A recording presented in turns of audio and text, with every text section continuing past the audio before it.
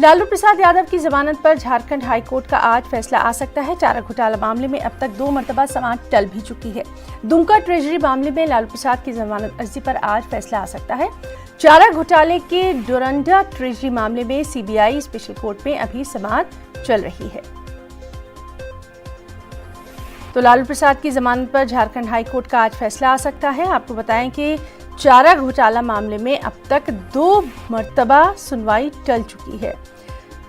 और सीधे रुख करेंगे रांची का। हमारे साथ मौजूद हैं हमारे नुमाइंदे नौशाद आलम। नौशाद, आज का दिन भी काफी अहम रहने वाला है। लालू प्रसाद की जमानत पर झारखंड हाई कोर्ट में आज कुछ फैसला आ सकता है, क्या कुछ तफसीलात?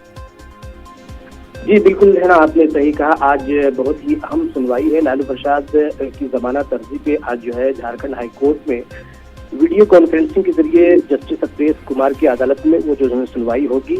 और यही इम्कान जाहिर किया जा रहा है कि पिछले 2 बार जो 6 नवंबर और 27 नवंबर को ये सुनवाई इसी मामले पे टल चुकी थी, क्योंकि सीबीआई के वकील ने मजीद वक्त का मुतालबा किया था।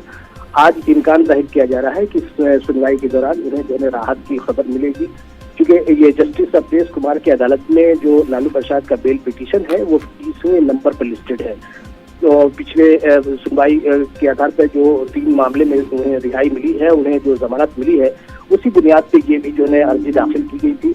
और ये बुनियाद ये बताया गया है कि 1 दर्जन से ज्यादा जो है वो इमराज में से मुतासिर है लालू प्रसाद, और आधी सजा जो है काट चुके हैं। जो दुमका जो ट्रेजरी से जो गैर कानूनी तरीके से चारा घोटाले में जो रकम निकाली गई थी, उसी जुर्म में उन्हें 7 साल की सजा मिली थी।